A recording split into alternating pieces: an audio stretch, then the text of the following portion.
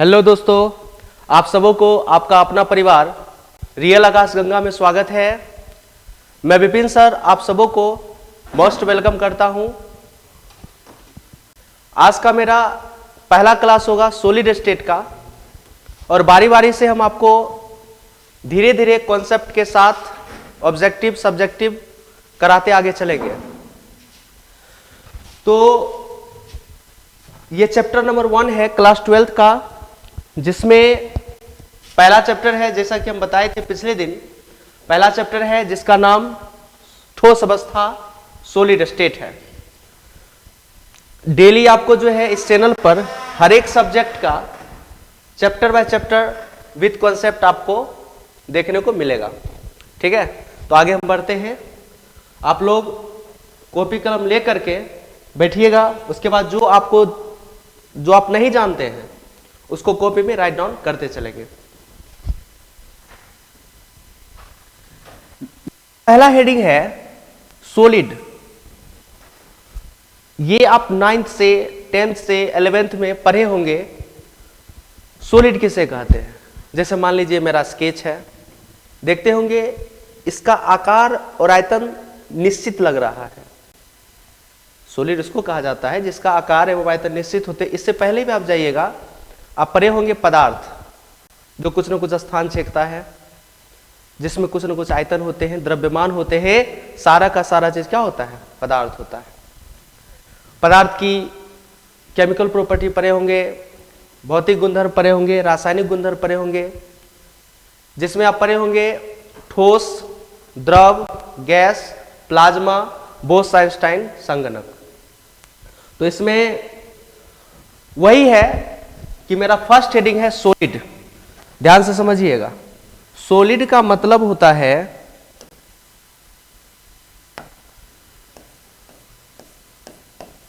Solid मतलब होता है ठोस। ठोस का मतलब हुआ बुआरे इसका आकार और आयतन दोनों निश्चित होंगे ठोस का। और यह पदार्थ की पहली अवस्था, यह भी कह सकते हैं पदार्थ की पहली अवस्था है। पदार्थ की पहली अवस्था है। तो पदार्थ की पहली अवस्था है जिसका आकार एवं आयतन दोनों क्या होते हैं? निश्चित होते हैं। वो सारा का सारा क्या कहलाता है? ठोस कहलाता है। ठीक, अब हम चलते हैं कि ठोस का वर्गीकरण अच्छा, इसमें हम ये भी जान सकते हैं ठोस का प्रॉपर्टी क्या होगा। पहला तो इसका आकार एवं आयतन दोनों निश्चित होगा। उसके बाद ठोस वगैरह में विसरण का गुणधर्म नहीं पाया जाता है। ठोस को हम दबा नहीं सकते हैं, अर्थात यह असंपीड्य होता है, नॉन कंप्रेसिबल होता है। ठीक है, जैसे ये स्केच आप देख रहे होंगे, इसको जब आप तोड़िएगा ना, तो तोड़ने में आपको बहुत पावर लगेगा, अर्थात ठोस की प्रकृति हम कह सकते हैं कठोर होगा। ठीक है, तो जैसे देखिए, इसको अगर हम समराइज करना चाहें, समराइज अगर करना चाहेंगे हम, तो किस आधार पर इसको हम समराइज करेंगे? ध्यान दीजिएगा। देखिए, नोट्स बनाने का बेहतर अंदाज कैसे आप लोग बनाइएगा। जैसे ठोस लिखना है, नोट्स ऐसे बनाना है कि जितना में आपको जो है, जब एग्जाम के टाइम आएगा तो उसमें आप जो है आसानी से उसको रिवाइज कर सकेंगे। पहला बात, आकार आयतन निश्चित होगा। आकार में तो दोनों निश्चित होगा। सभी कणों के बीच की दूरी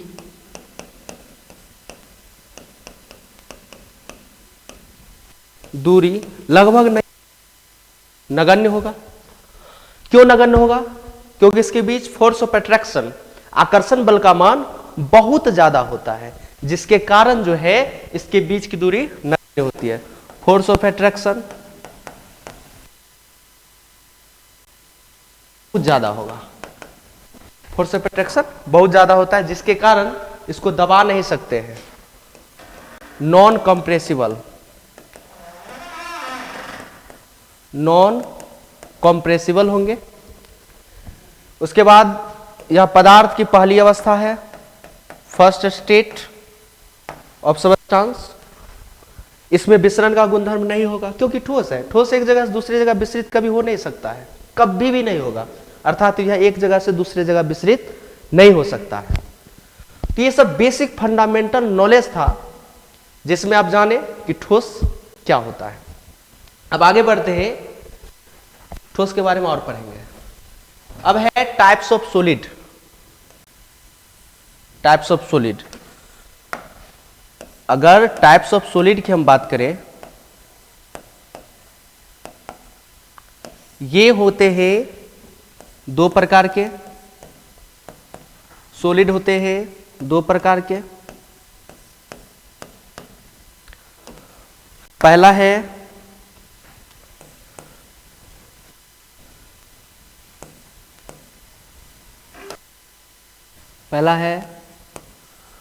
क्रिस्टलाइन सॉलिड,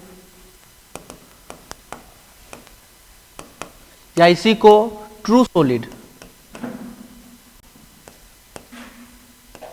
दूसरा है नॉन क्रिस्टलाइन सॉलिड,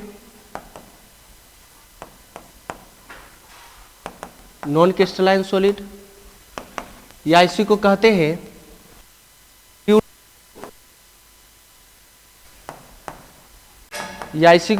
एमरफस।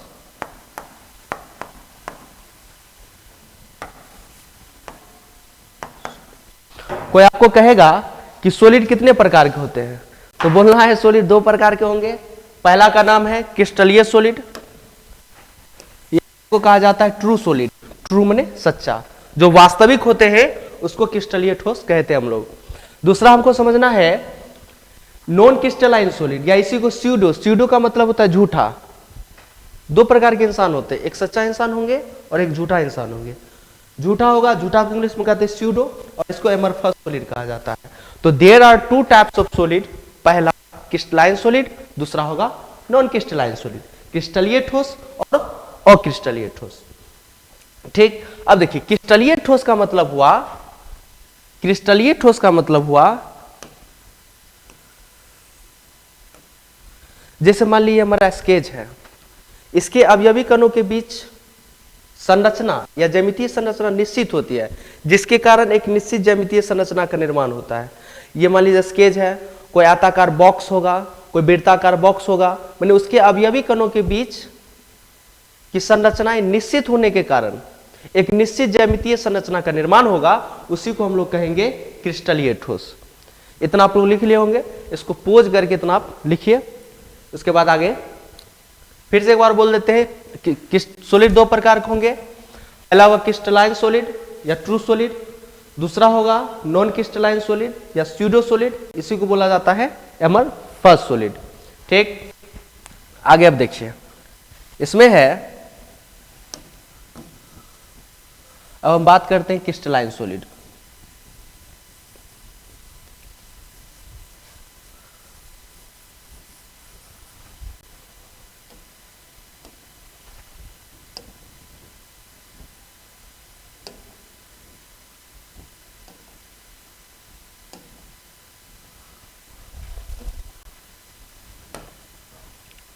देखिए, अब हम बात करते हैं क्रिस्टलीय ठोस।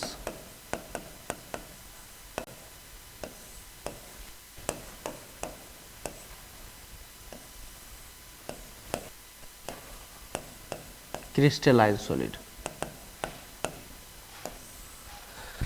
क्रिस्टलाइन सॉलिड का मतलब एक लाइन का हुआ किसके अवयवी कण एक निश्चित ज्यामितीय संरचना में सजे होते हैं, जिसके कारण एक निश्चित शेप लेता है। इसके अवयवी कण एक निश्चित व्यवस्था में सजे होने के कारण एक निश्चित ज्यामितीय संरचना का निर्माण होगा, उसी प्रकार के ठोस को कहेंगे क्रिस्टलीय ठोस। जैसे ईंटा हो गया, जैसे मान लीजिए किसी भी कोई शेप लेना है, मान लीजिए ये हमारा आयताकार शेप हो गया, ये हमारा वर्गाकार शेप हो गया, ये हमारा त्रिभुजाकार शेप हो गया, ये शेप हो गया। तो जितने प्रकार के शेप होंगे वो सारे शेप किस में आएगा? क्रिस्टलीय ठोस में। ठीक है, तो हम संक्षेप में लिखें इस आधार पे, तो देखा जाए पहला बात, इसकी निश्चित ज्यामितीय संरचना होगा, निश्चित ज्यामितीय संरचना होगा, सही का मतलब होगा, सही बात है। दूसरा यदि लिखें, इसकी गलन की जो ऊष्मा होती है, गलन की ऊष्मा मतलब हीट ऑफ फ्यूजन, वो भी निश्चित होगा। उसके बाद यह दीर्घ परासी होते हैं, दीर्घ परासी व्यवस्था। दीर्घ परासी का मतलब होता है long range order, long range order होते हैं। अगला बात, यह सच्चा ठोस इसे कहा जाएगा, हम लिखाए थे पहले। उसके बाद यह विषमदैशिक प्रकृति के होते हैं, विषमदैशिक प्रकृति। ये सारा गुणधर्म जो है क्रिस्टलीय ठोस में। अब विषम देखिए, इसमें तो आप ये समझ गए होंगे निश्चित ज्यामितीय संरचना होगा, ठीक है। उसके बाद गलन की ऊष्मा, इसकी हीट होने की जो गलने की जो टेम्परेचर है वो सारा का सारा मान क्या होगा, फिक्स रहता है हमेशा। उसके बाद यह long range, long range order का मतलब जैसे ईंटा चौक रहा है, चौकते चौकते चौकते आप दूरस्थ तक चल जाइए, 5 किलोमीटर तक, 10 किलोमीटर तक आप चलते रहिएगा, इससे कोई फर्क पड़ने वाला नहीं है। इसे कहा जाता है लॉन्ग रेंज ऑर्डर, मैंने लंबी दूरी तय कर सकते हैं। एक होता है short range order, short range order आ जाएगा आपका अक्रिस्टलीय ठोस के अंतर्गत। फिर है यहाँ पे सच्चा ठोस। सच्चा ठोस का मतलब हुआ वास्तविक ठोस होता है। विषमदैशिक का मतलब होता है कि ठोस का कुछ गुणधर्म, जैसे हम हैं, आप हैं, जो आपका कलर है पूरे शरीर में आप वही कलर आपका होगा। काला है तो पूरा शरीर आपका काला होगा, गोरा है तो पूरा शरीर आपका गोरा होगा। अगर पूरा माने ठोस के गुणधर्म में यदि कुछ गुणधर्म जैसे अपवर्तनांक, प्रतिरोधकता, चालकता, उसमें प्रसार, ये सारा चीज जो है यदि सभी दिशा में एक समान होता है उसको कहा जाता है समदैशिक। ठोस का कुछ विशेष गुणधर्म जैसे चालकता, प्रतिरोधकता, अपवर्तनांक, उसमें प्रसार, ये सारा चीज अगर समान दिशा में वितरित है, समान दिशा में समान है, हर एक दिशा में एक समान है, तब इस प्रकार के गुणधर्म को कहते हैं समदैशिक। अगर समान नहीं है इसको कहेंगे विषमदैशिक। अर्थात इसमें एक समान नहीं होते हैं, माने क्रिस्टलीय ठोस विषमदैशिक प्रकृति के होते हैं। अब एक पॉइंट आपको हम समझाते हैं, है कि अब जो है समझते हैं, एक टर्म आता है जिसको कहा जाता है क्लीवेज प्रॉपर्टी।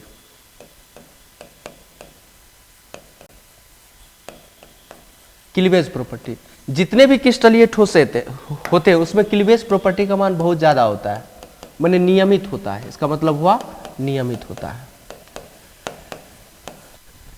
जितने भी क्रिस्टलीय ठोस जिसको आप काटिएगा तो काटने के बाद इसका सतह प्राप्त होगा, वह स्मूथ प्राप्त होगा, चिकना प्राप्त होगा। चिकना सतह प्राप्त होगा, इसका मतलब हुआ कि इसमें विदलन का गुणधर्म बहुत बहुत ज्यादा है। चिकना सतह प्राप्त होने का मतलब है कि इसमें विदलन का गुणधर्म बहुत ज्यादा है। जैसे इसका मतलब हुआ क्लीवेज प्रॉपर्टी का मतलब हुआ विदलन, क्या हुआ, विदलन गुणधर्म।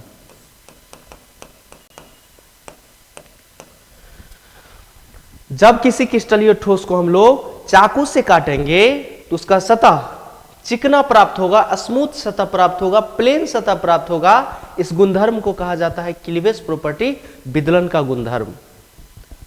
ठीक है, तो जितने भी क्रिस्टलीय ठोस आते हैं सभी में विदलन का गुणधर्म पाया जाता है, उसमें विदलन का गुणधर्म ज्यादा होता है।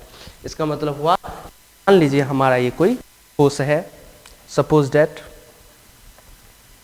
यही सपोज दैट हम मान लेते हैं, ये मेरा कोई ठोस है, ध्यान देंगे। अगर इसको आप बीचे बीच क्रॉस कीजिएगा तो मान लीजिए हमारा ये चाकू है, चाकू है, इसको काटने के बाद इसका सतह क्या प्राप्त होगा, काटने के बाद कहीं ना कहीं ऐसा सतह मिलेगा हमको, ऐसा सतह का मतलब हुआ ये बीच बीच क्रॉस है। तो क्रॉस का मतलब हुआ इस प्रकार से कट रहा है, इस प्रकार से ये कट रहा है, कट गया। ये जो सतह प्राप्त होता है, सतह होता है चिकना, स्मूथ, तो इसका मतलब हुआ कि यदि आप क्रिस्टलीय ठोस को काटिएगा तो उसका सतह चिकना प्राप्त होगा, अर्थात विदलन का गुणधर्म ज्यादा प्राप्त होगा। तो आप समझ चुके होंगे विदलन का गुणधर्म का मतलब क्या होता है। तो हमने क्रिस्टलीय ठोस पढ़ा, अब हम चलते हैं अक्रिस्टलीय ठोस की तरफ। अक्रिस्टलीय ठोस का मतलब होता है सब उसका अपोजिट। अक्रिस्टलीय ठोस का मतलब हुआ इसका सारा अपोजिट प्रॉपर्टी होगा।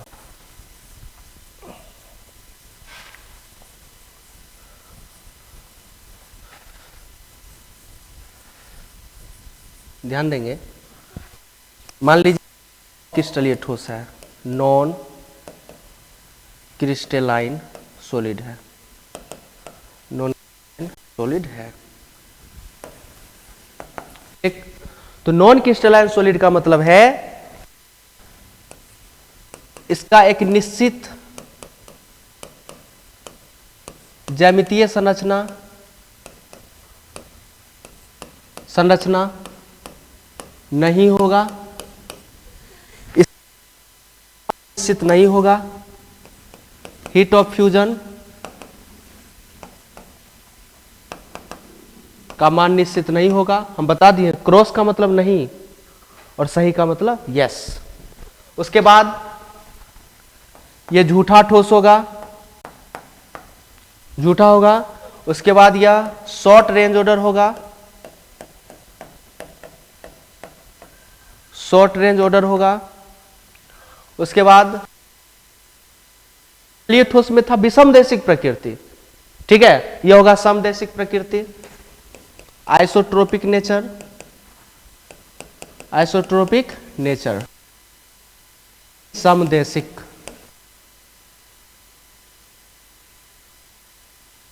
उसके बाद समझिएगा, इससे पहले इसमें पढ़ाई थी कि उसमें क्रिस्टलीय ठोस में जो है विदलन का गुणधर्म ज्यादा होता है, जबकि अक्रिस्टलीय ठोस में जो है विदलन का गुणधर्म कम। विदलन का गुणधर्म कम का मतलब हुआ कि जब आप क्रिस्टलीय ठोस को चाकू से काटिएगा तो उसका सतह आपको रुखरा प्राप्त होगा, खरर खरर सतह करेगा।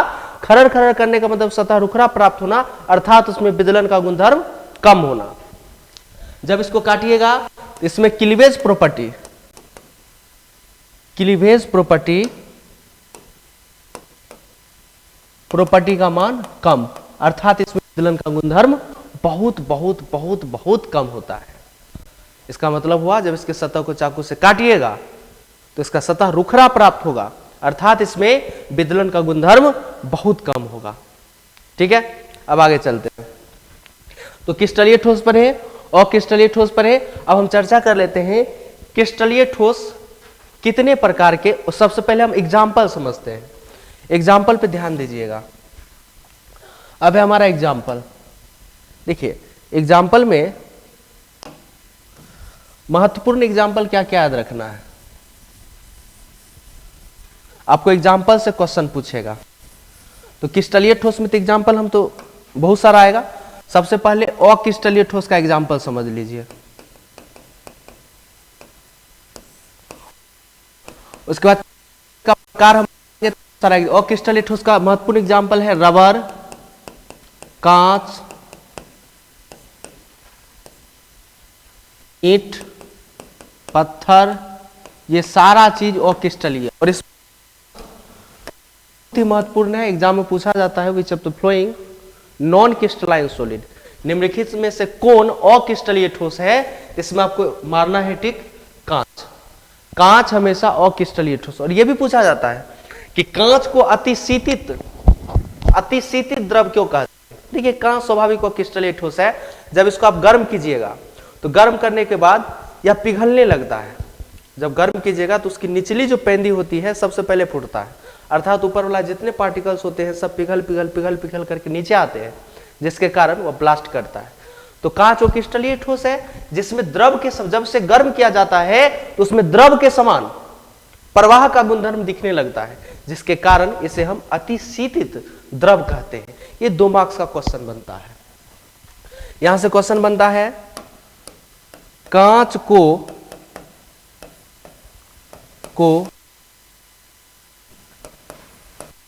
अतिशीतित द्रव क्यों कहते हैं, क्यों कहते हैं। एक लाइन चीज है, इसको लिखने का तरीका, बेस्ट तरीका, कांच अक्रिस्टलीय ठोस है,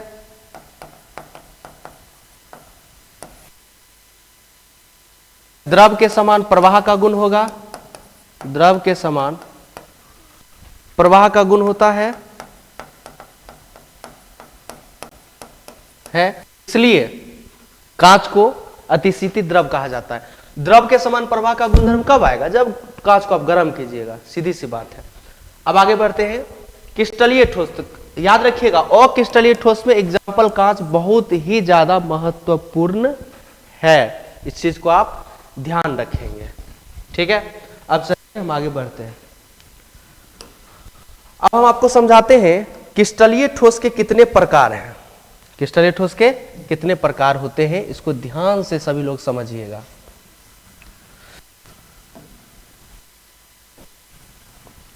क्रिस्टलीय ठोस के ओवरऑल देखा जाए तो 4 प्रकार आप पढ़िएगा, 4 प्रकार के क्रिस्टलीय ठोस होते हैं।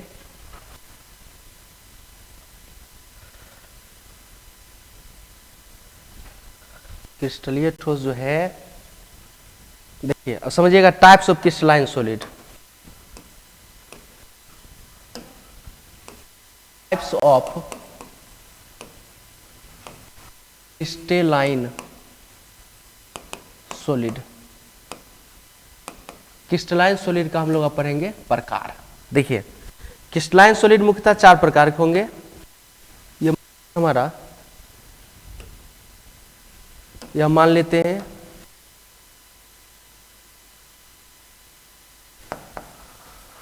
क्रिस्टलाइन सॉलिड है, और इसके 4 प्रकार होंगे। पहला हमारा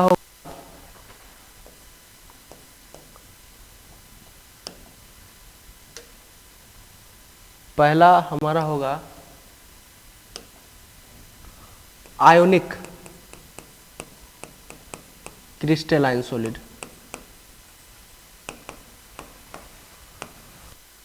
दूसरा हमारा होगा कोवेलेंट क्रिस्टलाइन सॉलिड। कोवेलेंट या इसे कहीं कहीं नेटवर्क क्रिस्टलाइन सॉलिड कहते हैं। हमारा होगा मोलेक्युलर क्रिस्टलाइन सॉलिड। चौथा हमारा होगा मेटेलिक क्रिस्टलाइन सॉलिड। तो there are 4 types of crystalline solid. पहला हमारा होगा आयनिक क्रिस्टलाइन सॉलिड, दूसरा हमारा होगा कोवेलेंट क्रिस्टलाइन सॉलिड, तीसरा हमारा होगा मोलिक्यूलर क्रिस्टलाइन सॉलिड, चौथा हमारा होगा मेटेलिक क्रिस्टलाइन सॉलिड। और इसमें भी ये जो है 3 प्रकार के होते हैं। पहला होगा पोलर, दूसरा होगा नॉन पोलर, तीसरा होगा हाइड्रोजन बॉन्डेड। फिर से समझिएगा, क्रिस्टलीय ठोस जो है ओवरऑल 4 प्रकार के होते हैं, जिसमें पहला जो है वो आयनिक क्रिस्टलाइन सॉलिड होगा, दूसरा जो है कोवेलेंट या इसी को नेटवर्क क्रिस्टलीय ठोस कहते हैं, तीसरा हमारा होगा मेटेलिक क्रिस्टलाइन सॉलिड, और जो लास्ट हमारा होगा इसको बोला जाता है molecular crystalline solid. There are 2 types of molecular crystalline solid. पहला होगा पोलर, 3 टाइप्स ऑफ, पहला पोलर, दूसरा नॉन पोलर, तीसरा हाइड्रोजन बॉन्डेड। तो पूरी रूपरेखा आप देख पा रहे होंगे। इस आधार पे आप किसी भी टॉपिक को बनाइएगा तो आपको समझने में बहुत बेहद आसान होगा। फिर से हम बताते हैं क्रिस्टलाइन सॉलिड 4 प्रकार के। पहला आयोनिक, दूसरा कोवेलेंट या नेटवर्क क्रिस्टलीय सॉलिड, तीसरा होगा मोलिक्यूलर का 3 प्रकार, polar, non polar, hydrogen bonded. उसके बाद हमारे लास्ट हो जाएगा मेटेलिक क्रिस्टलाइन सॉलिड। तो आप लोगों को समझ आ गया होगा कि क्रिस्टलीय ठोस इतने प्रकार के होते हैं। तो बारी बारी से हम सबका डीपली कॉन्सेप्ट आपको हम बताते हैं। देखिए अब है पहला 1 नंबर, फिर एक मैप ले लेते हैं, इसमें अच्छा रहेगा।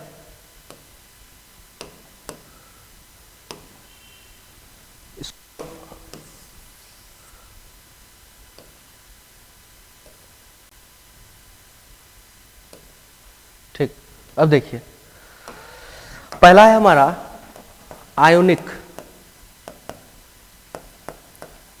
क्रिस्टलाइन सॉलिड, इसका हिंदी हुआ आयनिक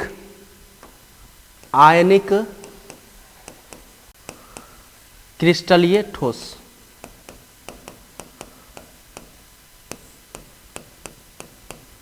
देखिए नाम से स्पष्ट है, आयनिक माने आयन, आयन का माने तोड़िए, प्लस माइनस निकलेगा, जो टूट करके प्लस और माइनस में बदल जाता है सभी को आयन कहा जाता है।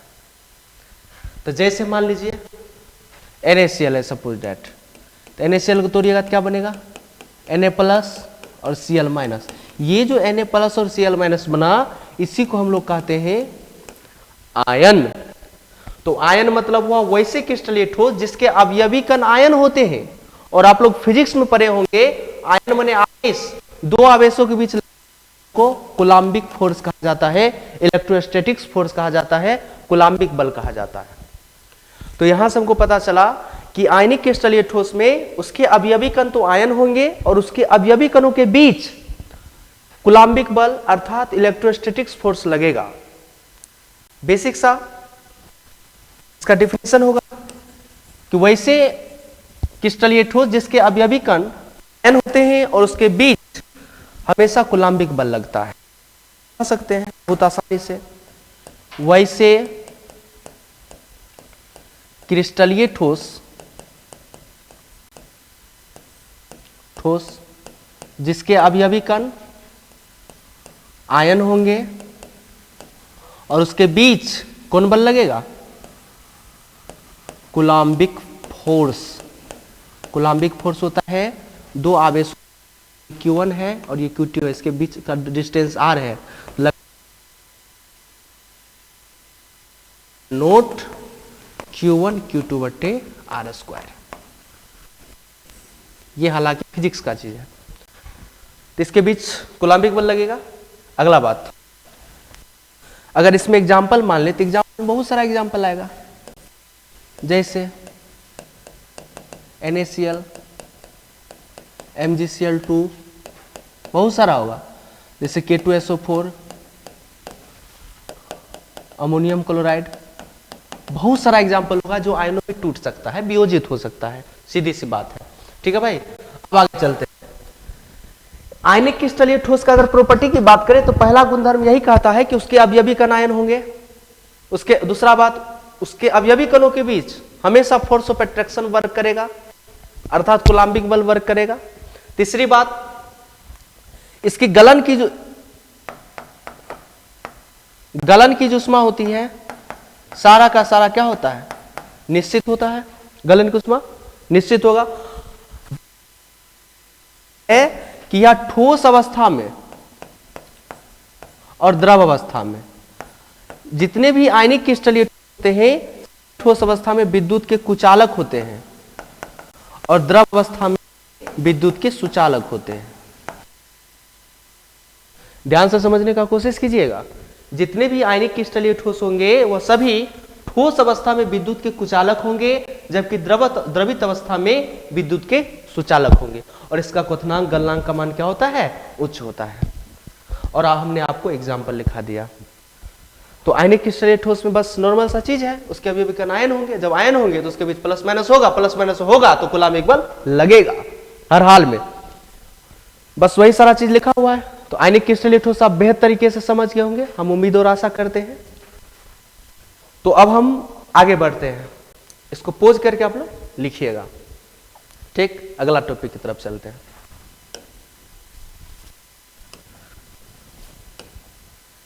ठीक है, चलिए अब है दूसरा। अब आपको दूसरा समझाते हैं। दूसरा हमारा है बुआरे, दूसरा का नाम है बहुत इंपॉर्टेंट है, व्या है ये बहुत ज्यादा, सहसंयोजक या नेट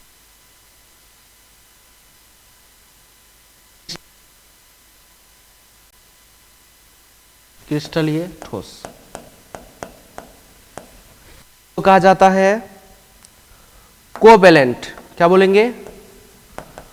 कोवेलेंट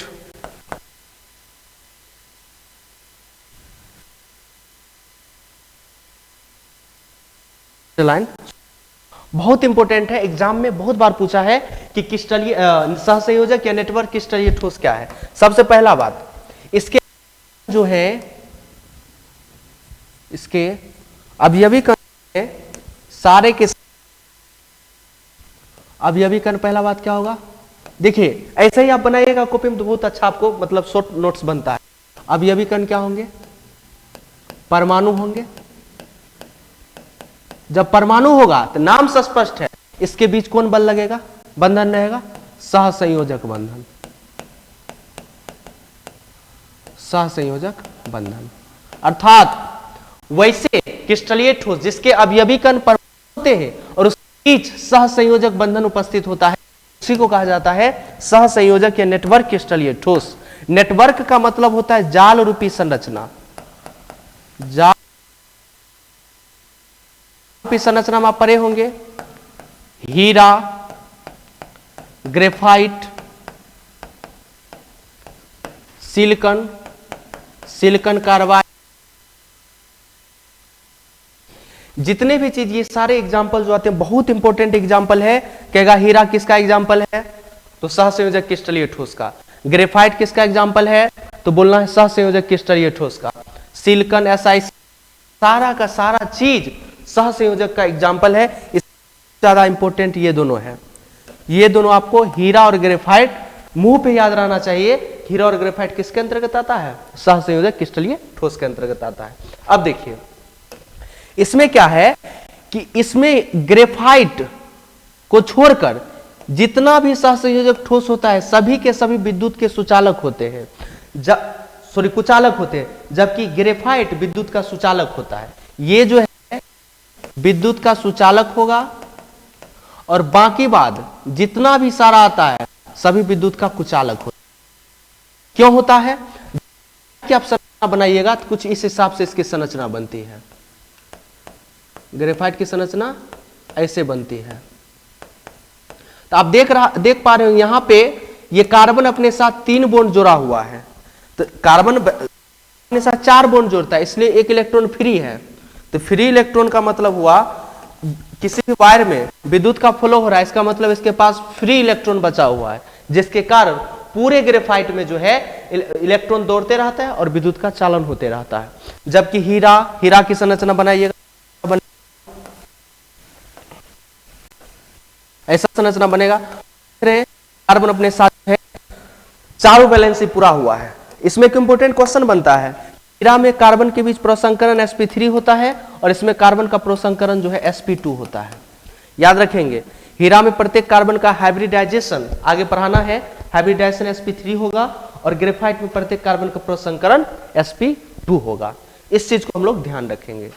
तो पता चल गया सहसंयोजक ठोस में मात्र ग्रेफाइट विद्युत का सुचालक होगा, अदरवाइज जितने भी एग्जाम्पल आएंगे इसके सभी के सभी विद्युत के कुचालक होते हैं।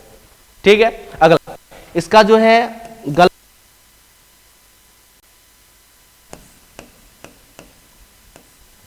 इसके भी सहसंयोजक बंधन होते हैं। ये सारा का सारा चीज हमारा सहसंयोजक क्रिस्टलीय ठोस के बारे में है। अब चलिए हम आगे चलते हैं।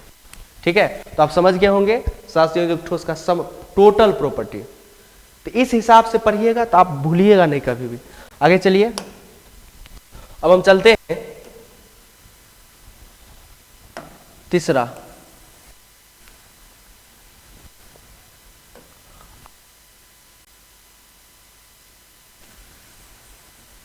क्रिस्टल।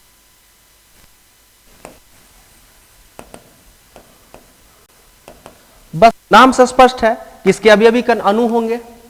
अवयवी कण अणु होगा और अणु है तो आणविक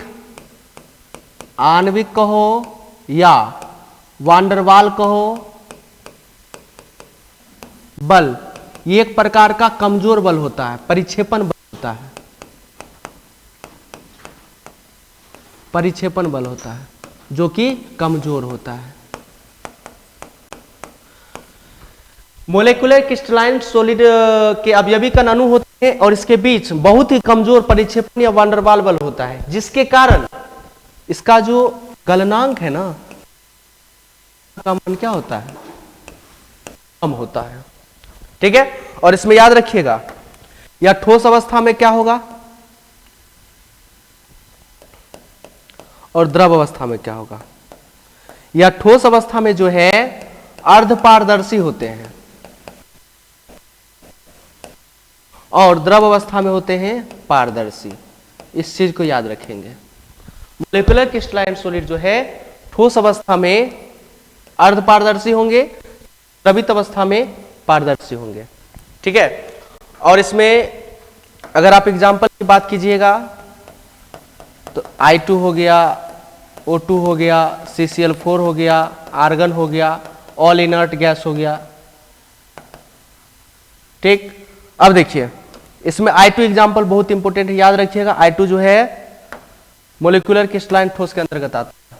इसका अगर प्रकार की हम बात करें तो पहला होता है पोलर। पोलर का मतलब हुआ ध्रुव उत्पन्न हुआ। तो ध्रुव उत्पन्न होने के लिए कम से कम जो है दो मॉलिक्यूल्स, दो परमाणुओं के बीच विद्युत ऋणात्मकता में अंतर होना चाहिए। जब तक विद्युत ऋणात्मकता में अंतर नहीं होगा तब ध्रुव उत्पन्न नहीं होगा। जैसे मान लीजिए ए और बी है, इसकी इलेक्ट्रोनेगेटिविटी जो है कम है और इसकी इलेक्ट्रोनेगेटिविटी क्या है, ज्यादा है। तो जिसकी इलेक्ट्रोनेगेटिविटी ज्यादा होती है वह कमजोर वाले से इलेक्ट्रॉन खींच लेता है। तो इलेक्ट्रॉन जो खींचता है उस पर आता है डेल्टा माइनस, जिससे खिंचाता है उस पर आता है डेल्टा प्लस। ठीक, जैसे इसमें देख लीजिए, मान लीजिए HF हो गया, H2O हो गया, HCl हो गया। उसके बाद और हम जानते हैं कि जैसे यहां देखिए H और F है तो फ्लोरीन की विद्युत ऋणात्मकता 4.0 होता है और हाइड्रोजन का होता है 2.1। तो ज्यादा विद्युत ऋणात्मकता इसका है तो इलेक्ट्रॉन खींच लेगा, इस पर माइनस आ जाएगा, इस पर क्या हो जाएगा, प्लस आ जाएगा। पूरे आवर्त सारणी में जो है फ्लोरीन की विद्युत ऋणात्मकता सबसे ज्यादा होता है। चलिए अब हम बात करते हैं आगे, ध्यान देंगे।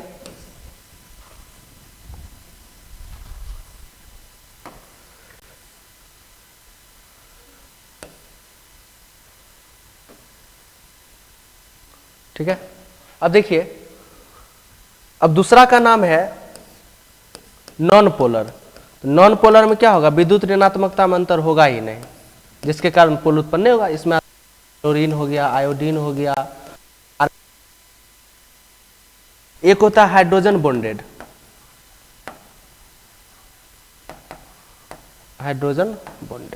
तो हाइड्रोजन बॉन्डेड याद रखिएगा, हाइड्रोजन के साथ FON होना चाहिए, हमेशा याद रखेंगे। हाइड्रोजन बॉन्ड बनने के लिए हाइड्रोजन होना चाहिए, इसके साथ साथ उच्च विद्युत ऋणात्मकता वाले तत्व जैसे फ्लोरीन, ऑक्सीजन और नाइट्रोजन होना चाहिए। जैसे मान लीजिए H2O हो गया, HF हो गया, NH3 हो गया, ये सारा एग्जाम्पल आता है हाइड्रोजन बॉन्डेड में। कहेगा क्या SO2 में हाइड्रोजन बॉन्ड है, कहिएगा नहीं है। क्यों नहीं है, क्योंकि पहले तो हाइड्रोजन नहीं है। O2 रहने से क्या मतलब है, दोनों का पेयर होना चाहिए, दोनों का होना जरूरी है।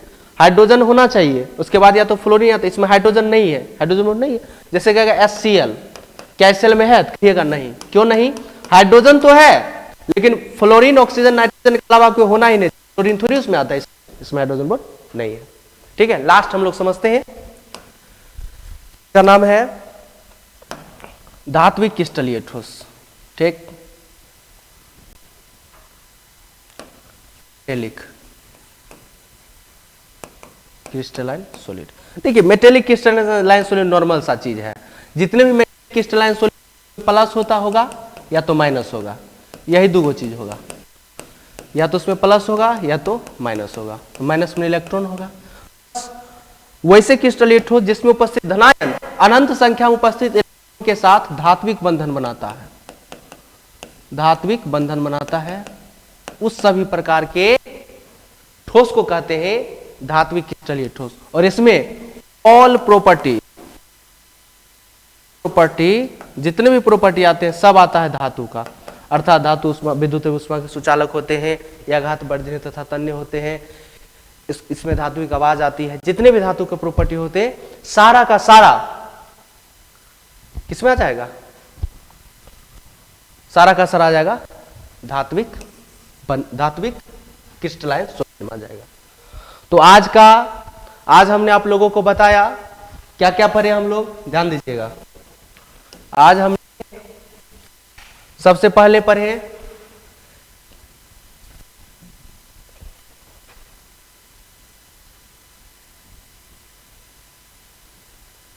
देखिए, सबसे पहले आज हम लोग पढ़े ठोस क्या है, ठोस के बारे में समस्त प्रॉपर्टी पढ़े।